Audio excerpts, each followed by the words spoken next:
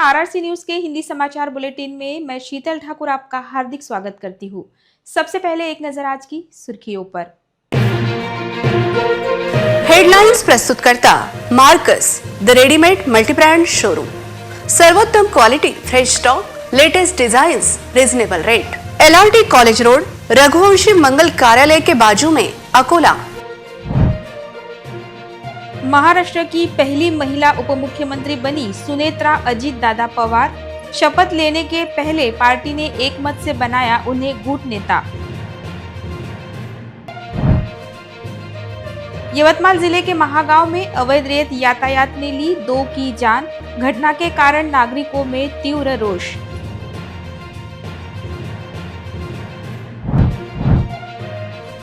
सत्ता के लिए भाजपा किसी भी स्तर पर जाने के लिए तैयार। महापौर उप महापौर चुनाव के बाद विरोधी दलों का जोरदार आरोप। वाशिम बाईपास परिसर में घरेलू गैस सिलेंडरों का वाहनों में इस्तेमाल। जिला आपूर्ति विभाग व अपराध शाखा की संयुक्त कार्रवाई में 35 लाख रुपए की सामग्री बरामद। राज्य के उप मुख्यमंत्री अजित दादा को सभी राजनीतिक दलों की श्रद्धांजलि। सभी ने अजित दादा की यादों को नम आंखों से किया याद। अब समाचार विस्तार से। उप मुख्यमंत्री अजित पवार का बारामती में विमान दुर्घटना में असमय निधन हो गया। अजित पवार के निधन के बाद न सिर्फ राजनीतिक क्षेत्र में बल्कि हर स्तर पर बड़ा दुख व्यक्त हो रहा है। अजित दादा के बाद उप मुख्यमंत्री पद की जिम्मेदारी किसे दी जाएगी, इस पर चर्चा चल रही थी। लेकिन आज सुनेत्रा पवार ने उप मुख्यमंत्री के तौर पर शपथ ले ली है। वह राज्य की पहली महिला उप मुख्यमंत्री बन गई है। राज्य के उप मुख्यमंत्री अजित दादा के निधन के बाद उनकी जगह कौन लेगा, यह बड़ा सवाल निर्माण हुआ था। लेकिन अब उनकी पत्नी सुनेत्रा पवार ने जिम्मेदारी संभाल ली है। उन्होंने राजभवन के लोक भवन में उप मुख्यमंत्री पद की शपथ ली। सुनेत्रा पवार को शनिवार दोपहर 2:30 बजे विधिमंडल पक्ष नेता चुना गया। इसके बाद उन्होंने शाम 5 बजे राज्य के उप मुख्यमंत्री पद की शपथ ली। राज्यपाल आचार्य देवव्रत ने उन्हें शपथ दिलाई। राज्य के मुख्यमंत्री देवेंद्र फडणवीस और अन्य उप मुख्यमंत्री एकनाथ शिंदे इस अवसर पर मंच पर मौजूद थे। सरकार के कई मंत्री, राष्ट्रवादी कांग्रेस पार्टी के प्रदेश अध्यक्ष सुनील तटकरे, प्रफुल्ल पटेल, राष्ट्रवादी कांग्रेस पार्टी, भारतीय जनता पार्टी और शिवसेना के सभी पदाधिकारी भी मौजूद थे। शपथ ग्रहण समारोह बिना किसी दिखावे के बहुत ही सरल तरीके से हुआ। हालांकि उन्हें कौन सा विभाग दिया जाएगा, इसका फैसला भविष्य में होगा और जल्द ही यह साफ हो जाएगा कि वह किस विभाग की मंत्री बनेंगी। इस बीच शरद पवार ने शनिवार सुबह एक प्रेस कॉन्फ्रेंस में कहा था कि उन्हें शपथ ग्रहण समारोह के बारे में पता नहीं था। यह अजित दादा की पार्टी का फैसला है। पवार ने कहा था कि उन्हें इस बारे में कुछ नहीं बताया गया। इसके बाद कहा गया कि पार्थ पवार ने शरद पवार से मुलाकात की और उन्हें शपथ ग्रहण समारोह के लिए बुलाया। हालांकि शरद पवार शपथ ग्रहण समारोह में मौजूद नहीं थे। शपथ विधि के बाद उपस्थित सभी ने उन्हें उप मुख्यमंत्री पद की शुभकामनाएं दी। यवतमाल जिले के महागांव तालुका में रेत के अवैध यातायात से 2 लोगों की दर्दनाक मौत हो गई। घटना के कारण नागरिकों में तीव्र रोष निर्माण हो रहा है। यह देखते हुए जिला प्रशासन द्वारा अवैध रेत यातायात करने वालों पर कड़ी कार्रवाई की मांग हो रही है।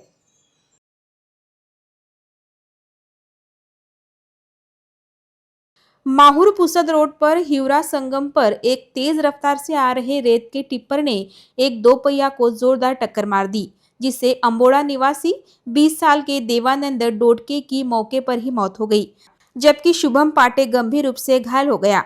लेकिन दुर्दैव से इलाज के दौरान उनकी भी मौत हो गई। घटना के कारण नागरिकों में तीव्र रोष व्यक्त हो रहा है। बताया जा रहा है कि पैन गंगा नदी के किनारे से रेत ले जा रहा टिप्पर आरटीओ की कार्रवाई के डर से तेज गति से टिप्पर चल रहा था। तालुका में दिन दहाड़े अवैध रूप से गौण खनिज ले जाने वाले भारी वाहनों का यातायात काफी बढ़ गया है।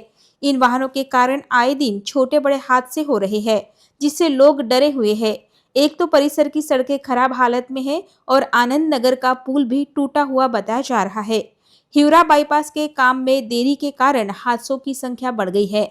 लोगों ने रेत तस्करों के खिलाफ सख्त कार्रवाई और बाईपास को तुरंत पूरा करने की मांग की है। आरआरसी यवतमाल के प्रतिनिधि राहुल वासनिक की रिपोर्ट। सत्ता के लिए भाजपा किसी भी स्तर पर जा सकती है, कुछ भी कर सकती है। यह अकोला की महापालिका में सत्ता स्थापन को देखकर स्पष्ट हो रहा है।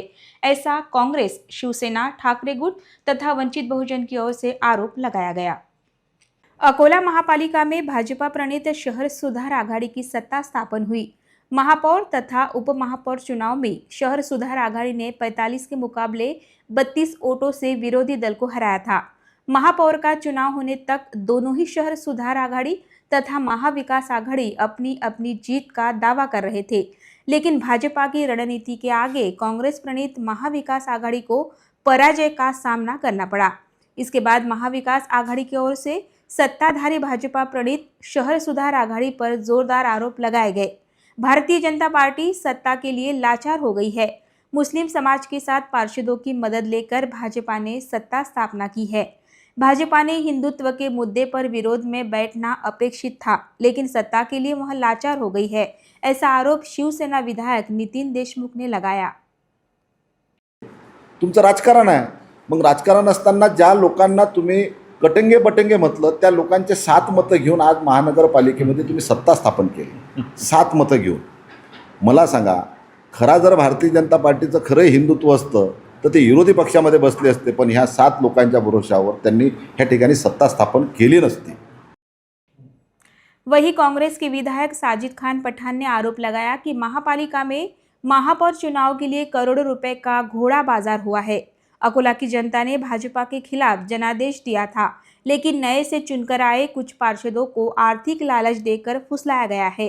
केवल सत्ता के लिए अपने तत्वों को तिलांजलि देने का काम एमआईएम राष्ट्रवादी कांग्रेस शरद पवार गुट ने किया है। मार्केट खड़ा करके बेचना है, दाना बाजार की दुकानें बेचना है।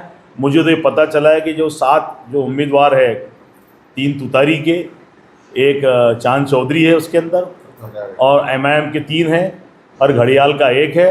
जनता भाजी बाजार में या दाना बाजार में उनको एक दुकानें मिलेंगी, ऐसा उनको लालच दिया गया और कुछ नकदी पैसे दिए गए, और भविष्य के अंदर उनके सामने भारतीय जनता पार्टी कैंडिडेट नहीं लड़ाएंगे, उनका ये भी वादा किया गया। लेकिन अब भारतीय जनता पार्टी उनके सामने कैंडिडेट लड़ाए ना लड़ाए, लेकिन जनता उनको माफ़ नहीं करने वाली। वहीं वंचित बहुजन आघाड़ी के नेता प्राध्यापक धैर्यवर्धन फुंडकर ने भी भाजपा पर सत्ता से विश्वासघात करने का आरोप लगाया।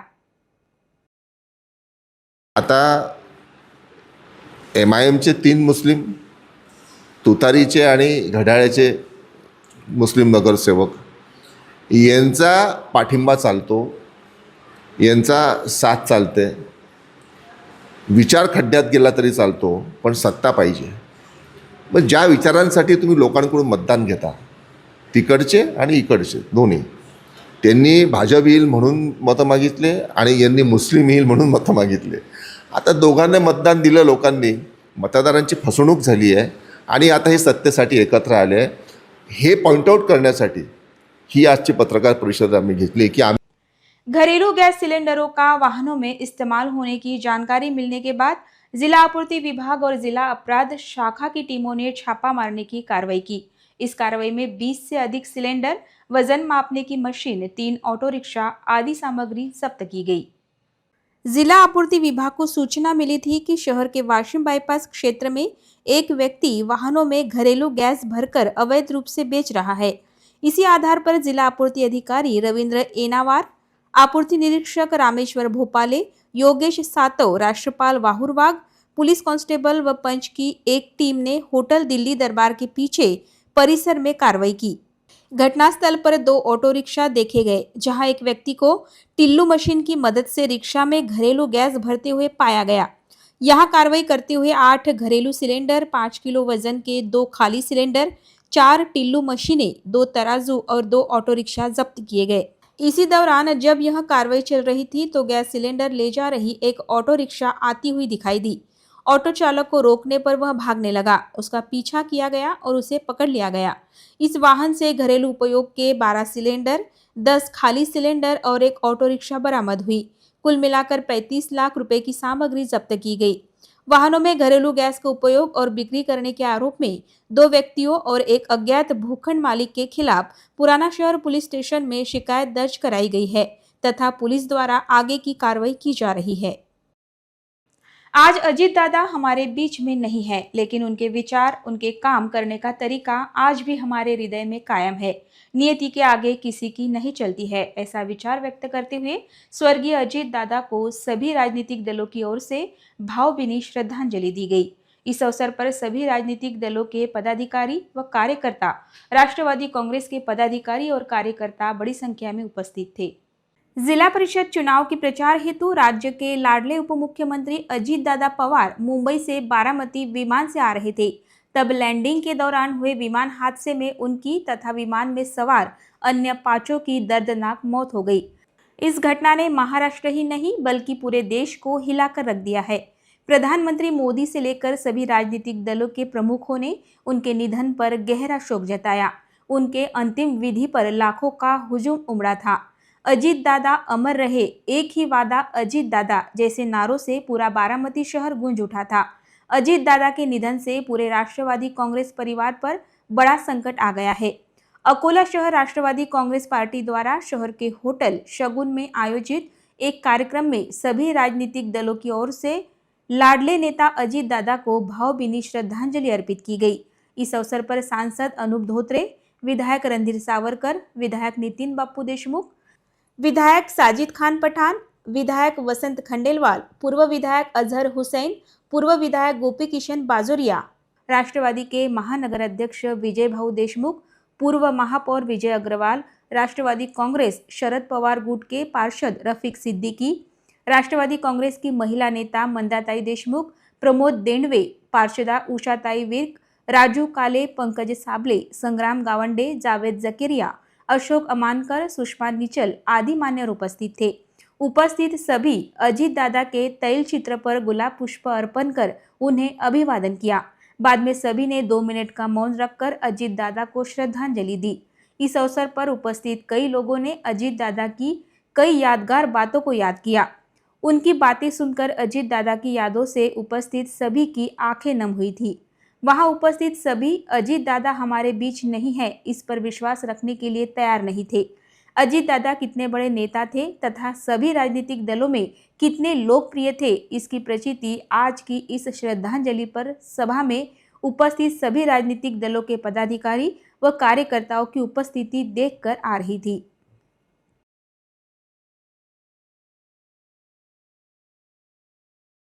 श्रद्धांजली द्यायची वेळी असं 13 कोटी महाराष्ट्रातल्या पुण्या माणसाच्या मनात आलं नसेल.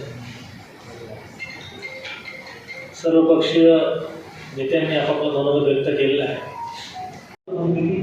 व्यावसायिक लोकांना उद्योग करण्यासाठी ती जागा अडचण आहे आणि म्हणून पिंपरी चिंचवडसाठी महानगरपालिका असं शहर होऊन आलेलं आहे. या जे जिल्ह्याचं डेव्हलपमेंट आपल्या जिल्ह्यातील ज्याच्या शोधसभेसाठी आपण जमलो आहे आणि ज्यांचा परिचय एका शब्दामध्ये महाराष्ट्राचा दादा म्हणून ज्यांनी आपल्या कामातून त्यांची ओळख निर्माण केली आहे. दादांबद्दल अनेक गोष्टी ऐकल्या होत्या. एकदा संजूभाऊनी मला सांगितलं की पवार साहेबांनी एकदा त्यांच्या ऑफिसमध्ये बोलावलं आणि सहज चर्चा करता करता त्यांनी तो एक विषय राज्याचे उपमुख्यमंत्री स्वर्गीय अजयदादा पवार यांचा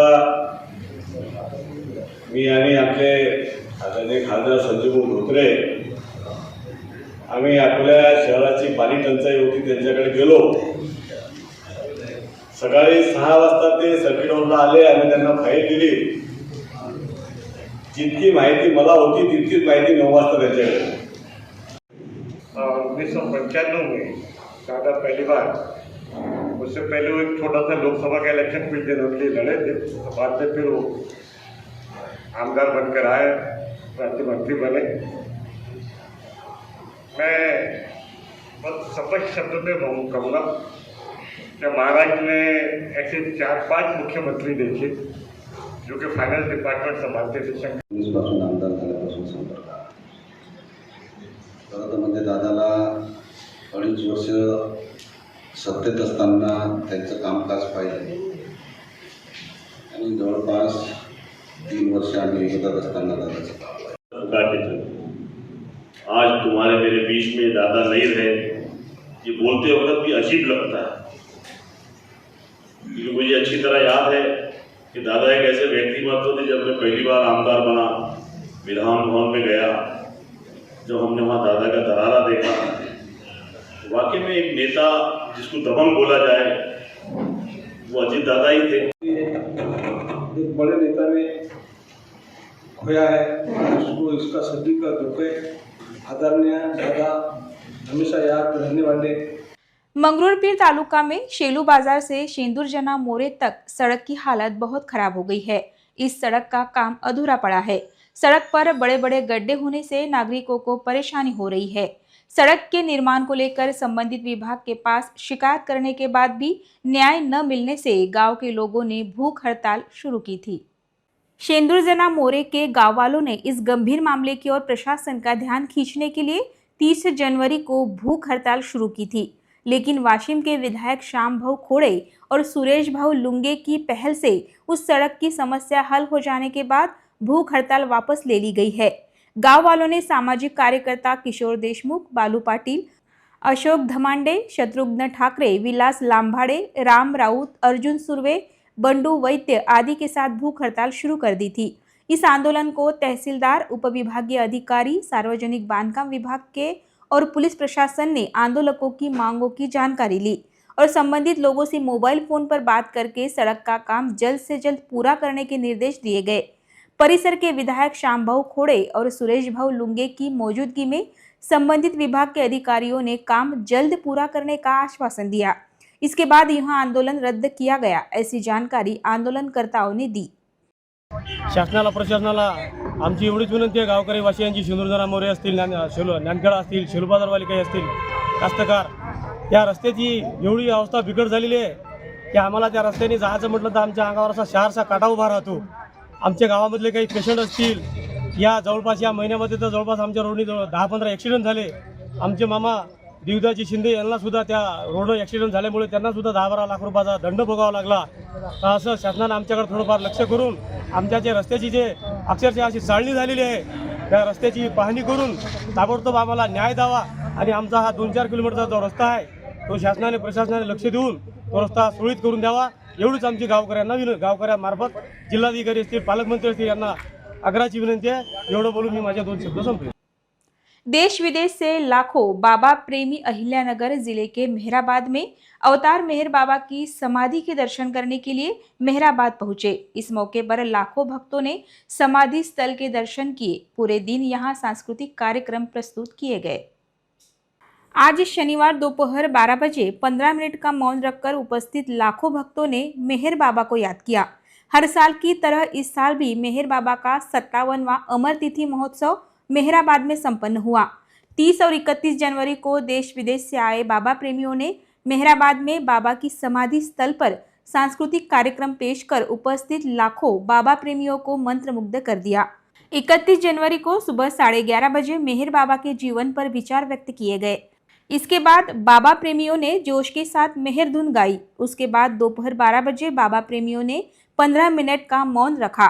तत्पश्चात भक्तिभाव से आरती की गई। इस मौके पर लाखों भक्तों ने बाबा के समाधि स्थल के दर्शन किए। पूरे दिन सांस्कृतिक कार्यक्रम हुए। अमरावती, नागपुर, अकोला और विदर्भ के सभी जिलों से बाबा प्रेमी 30 जनवरी को मेहराबाद में दर्शन के लिए पहुंचे थे। कार्यक्रम को लेकर हमारे प्रतिनिधि ने जानकारी दी। देखते हैं इस कार्यक्रम की एक झलक। अहिल्यानगर जिल्ह्यातील अवतार मेहरबाबांच्या मेहराबाद येथे आहो। अवतार मेहरबाबांचा 57वा अमरतिथी महोत्सव या ठिकाणी संपन्न झालेला आहे। अवतार मेहरबाबांचे नामस्मरण करण्यासाठी दुपारी ठीक 12 वाजता मेहरबाबांचं 15 मिनिट मौन ठेवून त्यांचं स्मरण बाबाप्रेमींनी केलं आणि देशविदेशातून लाखो भाविक मेहराबादमध्ये दाखल झालेले होते। या ठिकाणी समाधी स्थळ आहे। समाधी स्थळाचे दर्शन लाखो भाविकांनी या ठिकाणी घेतलेलं आहे। मी संदीप मानकर, जिल्हा प्रतिनिधी RRC नेटवर्क, अमरावती।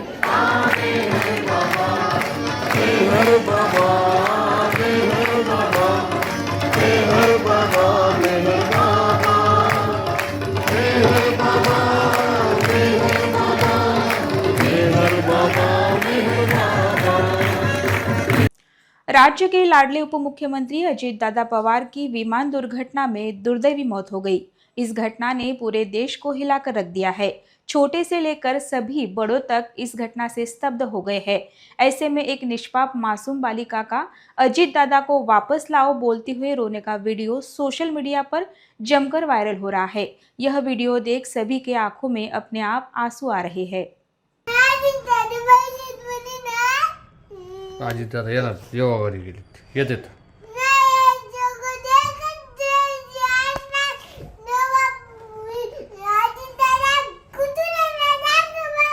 येणार अजित दादा येणार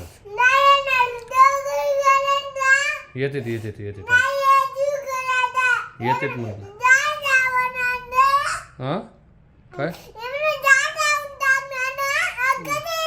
येतात अजित दादा येणार आहेत उद्या येणार आहेत उद्या नाही गेले येणार आहेत नाही उठत आहेत आता उठणार आहेत उद्या उठणार आहेत।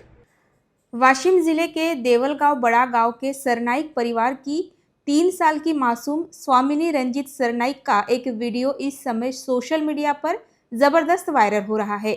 इस वीडियो में वह अजित दादा को याद करते हुए रोती हुई दिख रही है। अजित दादा को बुलाओ और उन्हें वापस ले आओ ऐसी जिद कर रही है। उसकी मासूम बातों और आंखों से बहते आंसुओं ने सचमुच पूरे सरनाइक परिवार को भावुक कर दिया है। स्वामिनी की यह इमोशनल प्रतिक्रिया देखकर कई लोगों की आंखों में अपने आप आंसू आ गए हैं। यह वीडियो इसे देखने वाले हर किसी के लिए भावनात्मक हो रहा है, जो सोशल मीडिया पर जमकर वायरल हो रहा है। हो मग येणार अजित दादा येणार आहेत येणार अजित दादा येणार आहेत आता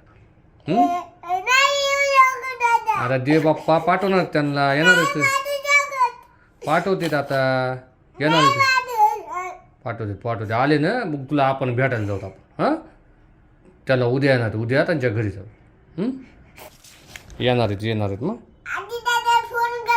हो फोन करतो अजितदादांना आणि अजितदादाला म्हणतो स्वामीनी बोलवायला म्हणतो हां।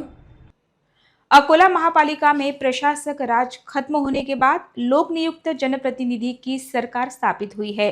बावजूद इसके शहर में आज भी लोगों को खराब रास्ते तथा गंदगी का सामना करना पड़ रहा है। पिछले कई सालों से महापालिका में प्रशासक राज चल रहा था। प्रशासक राज में भी शहर में खराब सड़कें व सड़कों पर पड़ी गंदगी की समस्या का सामना लोगों को करना पड़ रहा था। अब महापालिका में महापौर तथा उप महापौर का चयन होने के बाद भी नागरिकों की समस्याओं में कोई बदलाव नहीं हो रहा है। शहर के तेलीपुरा परिसर स्थित मुख्य सड़क की हालत अत्यंत खराब हो गई है। सड़क से सटकर जो बड़ी नाली है उस नाली की सफाई पिछले कई दिनों से न होने के कारण यह नाली चौकअप हो गई है। इस कारण नदी का पूरा गंदगी युक्त पानी इस मुख्य सड़क पर जमा हो रहा है। परिसर की यह मुख्य सड़क है। इस रास्ते पर कई बड़े व्यावसायिक प्रतिष्ठान तथा रेस्टोरेंट है। सड़क से गुजरने वाले नागरिकों को इस गंदगी युक्त पानी से होकर गुजरना पड़ रहा है। इस गंदगी युक्त पानी की दुर्गंध पूरे परिसर में फैल गई है। इस कारण परिसर के नागरिकों का स्वास्थ्य खतरे में आ गया है। इस समस्या की ओर हाल ही में चुनकर आए चारों ही पार्षदों में से एक भी पार्षद ध्यान देने के लिए तैयार नहीं है। यह देखते हुए क्या इसी के लिए इन निष्क्रिय पार्षदों को हमने चुनकर दिया है, यह सवाल नागरिक कर रहे हैं। नागरिकों के साथ हो रहे खिलवाड़ को देखते हुए इस समस्या की ओर सभी नवनियुक्त पार्षदों ने ध्यान देना चाहिए, ऐसी मांग नागरिक कर रहे हैं। महाराष्ट्र नवनिर्माण सेना ने गंभीर आरोप लगाया है कि वाशिम शहर से गुजरने वाले राष्ट्रीय महामार्ग के काम में गैर कानूनी तरीके से काली मिट्टी का इस्तेमाल किया जा रहा है। इस काम में भ्रष्टाचार हो रहा है, क्योंकि सड़क के काम में इस्तेमाल होने वाले क्वालिटी मुरुम के बजाय सीधे काली मिट्टी डाली जा रही है। ऐसा आरोप महाराष्ट्र नवनिर्माण सेना ने लगाया है। वाशिम शहर से गुजरने वाले राष्ट्रीय महामार्ग पर पिछले कुछ महीनों से काम चल रहा है, लेकिन महाराष्ट्र नवनिर्माण सेना ने आरोप लगाया है कि सड़क के काम में मुरम की बजाय काली मिट्टी का इस्तेमाल किया जा रहा है। मनसे ने दावा किया है कि इस बारे में संबंधित कॉन्ट्रैक्टर से मिट्टी की रॉयल्टी और आधिकारिक रसीद मांगने पर वह उपलब्ध नहीं होने की बात सामने आई है। ऐसा दावा मनसे पदाधिकारी ने किया है। इसके अलावा यह भी देखा गया है कि इस सड़क के काम के लिए इस्तेमाल होने वाले कई टिप्पर गाड़ियों पर नंबर प्लेट भी नहीं है। जब आरटीओ ऑफिस से इस बारे में पूछा गया तो साफ जवाब देने के बजाय गोलमोल जवाब दिया जा रहा है, ऐसा आरोप भी मनसे ने लगाया है। मनसे ने इस मामले में और भी गंभीर आरोप लगाए हैं और दावा किया है कि वाशिम जिले के सभी संबंधित अधिकारी इस भ्रष्टाचार में शामिल है। मनसे का कहना है कि सड़क के काम को जानबूझकर नजरअंदाज किया जा रहा है और संबंधित कॉन्ट्रैक्टर का साथ दिया जा रहा है। महाराष्ट्र नवनिर्माण सेना ने वाशिम में चल रहे काम की जांच और संबंधित कॉन्ट्रैक्टर के खिलाफ कार्रवाई की मांग की है। NHI 61 13 किलोमीटरचं काम चालू आहे. NHIच्या मार्फत काम दिलेलं आहे. इथला एक बाहेरगावचा अशोक अग्रवाल म्हणून आहे. या रोडच्या जो साईडचा सर्व्हिस रोड आहे त्याच्यामध्ये प्युअर काळी माती टाकणं चालू आहे. बघू शकता आपण, ही काळी माती पूर्ण काळी माती आहे आणि या साईडमध्ये पूर्ण काळी माती भरण्याचा प्रकार या ठिकाणी चालू आहे. अमरावतीचं NHIचं जे कार्यालय आहे त्या ठिकाणी आम्ही काल एक निवेदन दिलं, हे तत्काळ काम बंद करण्यात यावं व तसेच जो हा कंत्राटदार आहे मनमानी करत आहे, लोकांच्या जीवाशी खेळत आहे, याचं जे लायसन्स आहे हे रद्द करण्यात आलं पाहिजे, गेलं पाहिजे व तसेच त्याला ब्लॅक लिस्टमध्ये टाकण्यात आलं पाहिजे असं त्या निवेदनामध्ये सुद्धा आम्ही नमूद केलेलं आहे. येत्या 2 दिवसामध्ये जर याच्यावर कारवाई नाही झाली तर निश्चितच महाराष्ट्र निर्माण सेनेतर्फे या ठिकाणी रस्ता रोको करण्यात येईल, याची प्रशासनाने नोंद घ्यावी. संत शिरोमणि श्री गजानन महाराज का प्रगट दिन नजदीक आ गया है, जिसके चलते राज्य के हर कोने से शेगांव की ओर पालकी व डिंडिया आ रही है। चंद्रपुर से हर वर्ष प्रगट दिन के उपलक्ष्य में पैदलवारी के जरिए पालकी का शेगांव में आगमन होता है। गुरुवार को पालकी का शेगांव में आगमन हुआ। 8 फरवरी को शेगांव के संत श्री गजानन महाराज का प्रगट दिन आ रहा है। प्रगट दिन को लेकर शेगांव की ओर राज्य के हर कोने से विविध पालकियां व डिंडियों का आगमन होना शुरू हो गया है। चंद्रपुर जैसे दूर दराज के जिले से शेगांव में गुरुवार को पालकी का आगमन हुआ। 16 जनवरी को चंद्रपुर से यह पदयात्रा शेगांव के लिए रवाना हुई थी। हर वर्ष प्रगट दिन के उपलक्ष्य में पालकी का शेगांव में आगमन होता है। इस पालकी में 50 से ज्यादा वारकरी शामिल है। अकोला शहर के विश्व मानव मंदिर में उनका मुकाम था। इसके बाद दूसरे दिन यह पालकी शेगांव के लिए रवाना हुई। गजानन महाराज के आशीर्वाद से ही हम हर वर्ष चंद्रपुर से सैकड़ों किलोमीटर चलकर शेगांव पहुंचते हैं। यहाँ आने पर हमें एक दिव्य अलौकिक अनुभूति प्राप्त होती है, ऐसा विश्वास पालकी में शामिल श्रद्धालुओं ने व्यक्त किया। सुद्धा कार्यक्रम होतात गावाला. आता आपलं प्रगट दिवस 8 तारखेला आहे, तिथेच मोठ्या प्रमाणात येतात आणि गजानन महाराज भक्त लोक तिथे येतात. मोठी मूर्त आहे आमच्या गावात गजानन महाराजची. माऊली आम्हाला नेता सुखरूप आणतात. माऊलीचीच कृपा आहे. आजच्या आमच्या अंतिम दिवस माऊलीचे दर्शन करू आम्ही, नतमस्तक होऊ माऊलीला. 16 जानेवारी 15 दिवसाचा आमचा प्रवास आहे. चंद्रपूर जिल्हा तालुका चिमू. अंत में एक नजर आज की सुर्खियों पर। हेडलाइंस प्रस्तुत करता Marcus the readymade multibrand showroom. सर्वोत्तम quality, fresh stock, latest designs, reasonable rate. LRT college road, Raghuvanshi Mangal Karyalay के बाजू में, अकोला. महाराष्ट्र की पहली महिला उपमुख्यमंत्री बनी सुनेत्रा अजित दादा पवार। शपथ लेने के पहले पार्टी ने एक मत से बनाया उन्हें गुट नेता। यवतमाल जिले के महागांव में अवैध रेत यातायात ने ली 2 की जान। घटना के कारण नागरिकों में तीव्र रोष।